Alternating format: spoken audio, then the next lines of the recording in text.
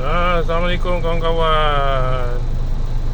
Inilah dia senario pagi-pagi dekat tapak pembinaan. Ini adalah rutin biasa.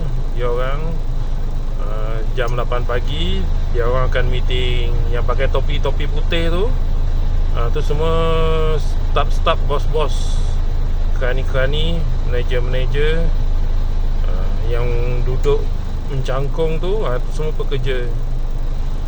Dia orang akan diberi taklimat sebelum pembagian kerja lah. Dia orang diberi taklimat mengenai keselamatan di tempat kerja, kerja berpasukan, lepas tu apa yang perlu dibuat, apa yang perlu dihindarkan. Inilah rutin